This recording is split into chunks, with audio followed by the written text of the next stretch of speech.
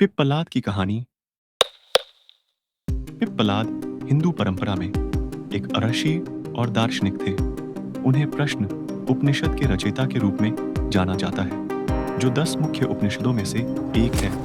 माना जाता है कि उन्होंने पिप्पलाद विचारधारा की स्थापना की थी, जिसने अथर्ववेद की शिक्षा दी थी। उन्हें कुछ पुराणों में शिव का अवतार भी माना जाता है। जन्म पिप्पलाद को आर्षि दधीचि और उनकी पत्नी सुवर्चस का पुत्र बताया जाता है। दधीचि की मृत्यु के बाद जब सुवर्चस अंतिम संस्कार की चिता पर चढ़ने वाले थे, तो उन्होंने एक अशरीरी वाणी, एक दिव्य आवाज सुनी, जिसने उन्हें बताया कि वह गर्भवती थी। सुवर्चस ने एक पत्थर से उनके गर्भ से भ्रूण को निकाला और उसे एक बरगद के पेड़ के पास रख दिया और उनका जीवन समाप्त करने के लिए आगे बढ़े। पिप्पलाद वह बच्चा था जो उनसे पैदा हुआ था और बड़ा होकर एक महान आरषि बन गया। उन्हें चंद्र द्वारा प्रदान किए गए पेड़ से अमृतम चढ़ाया गया था। एक अन्य विवरण में पिप्पलाद को एक आकस्मिक गर्भाधान की उपज बताया गया है। याज्ञवल्क्य एक प्रसिद्ध तपस्वी थे जो अपनी बहन कंसारी के साथ अपने आश्रम में रहते थे, जो एक तपस्वी थी जो कढ़ाई से ब्रह्मचर्य का पालन करती थी और कठोर तपस्या करती थी। एक रात याज्ञवल्क्य को एक अप्सरा के बारे में सपना देखते समय स्वप्न दोष हुआ। भोर होने पर उन्होंने वीर्य से भीगा हुआ तौलिया जिस पर वे सोए थे त्याग दिया, जिसे कंसारी ने गलती से स्नान के बाद खुद को साफ करने के लिए इस्तेमाल किया। जब वह अंडोत्सर्ग कर रही थी, नतीजतन वह गर्भवती हो गई और शर्म के कारण उसने अपनी स्थिति छुपाई। एक पुत्र को जन्म देने के बाद वह बच्चे को एक जंगल में ले गई और बच्चे को पिप्पला वृक्ष के नीचे छोड़ दिया। जब वह पेड़ के नीचे विलाप कर रही थी, तब एक दिव्य आवाज ने उसकी गर्भावस्था की परिस्थितियों और बच्चे के भविष्य के बारे में बताया। जब याज्ञवल्क्य और उनकी दोनों पत्नियों ने पेड़ के नीचे उसकी बेहोशी की हालत देखी और उसे जगाया, तो उसने शर्म के मारे मरने की इच्छा जताई। उसका अंतिम संस्कार किया गया और पिप्पलाद ने पिप्पला वृक्ष का रस चखकर अपना भरण पोषण किया, जिसके बाद उनका नाम रखा गया। नारद ने बच्चे को पाया और समझाया कि वह बृहस्पति का अवतार था, जिसका कर्तव्य अथर्ववेद का प्रचार करना था। पिप्पलाद शनि से मिलने गए और उनसे मानव जाति की उनकी अशुभ उपस्थिति से सुरक्षा के लिए कुछ अनुष्ठान करने का अनुरोध किया। अंत में नारद ने 8 वर्षीय पिप्पलाद को उसके पिता को लौटा दिया। प्रतिशोध संपादन करना।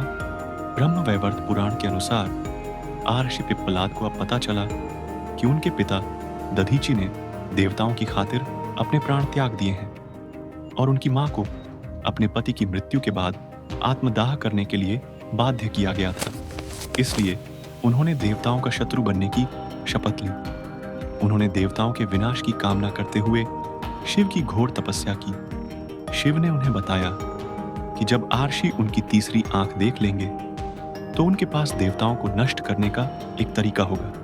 जब आर्षि इसे देखने के लिए पर्याप्त तपस्या करने में सक्षम हुए, तो तीसरी आंख से एक घोड़ी जैसा असुर प्रकट हुआ। जब पिप्पलाद ने असुर से देवताओं को नष्ट करने के लिए कहा, तो असुर ने पिप्पलाद पर हमला करना शुरू कर दिया और कहा कि आर्षि स्वयं एक देवता है, इसलिए उन्हें मारना शुरू करेंगे। पिप्पलाद ने एक बार फिर शिव से प्रार्थना की और उन्हें एक जंगल में शरण दी गई, जहां असुर उन्हें नुकसान नहीं पहुंचा सकते थे।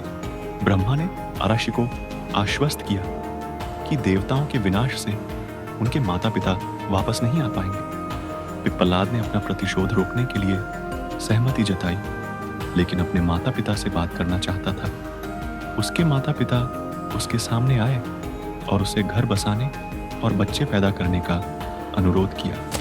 माना जाता है कि असुर गंगा नदी के साथ एक हो गया था। शादी शिव पुराण में पिप्पलाद हिमालय में पुष्पभद्रा नदी की ओर जाते समय एक युवा युवती को देखते ही वासना से भर गए। स्थानीय लोगों से पूछताछ करने पर उन्हें बताया गया कि वह युवती राजकुमारी पद्मा थी, जो राजा अनारण्य की इकलौती पुत्री थी, जिसे देवी लक्ष्मी के समान ही गुणवान माना जाता था। आर्षि राजा के कक्ष में गए और उसे विवाह का प्रस्ताव रखा।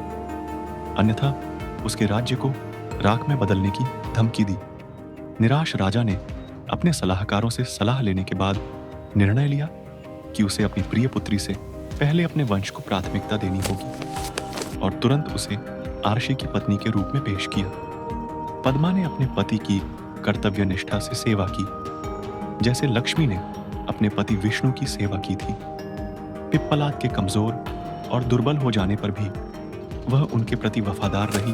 मृत्यु आरक्षी पिप्पलाद की मृत्यु के बारे में कोई स्पष्ट विवरण उपलब्ध नहीं है। विभिन्न धार्मिक ग्रंथों में पिप्पलाद को एक शक्तिशाली ऋषि के रूप में दर्शाया गया है और उनकी मृत्यु से संबंधित कोई विशेष कहानी नहीं है।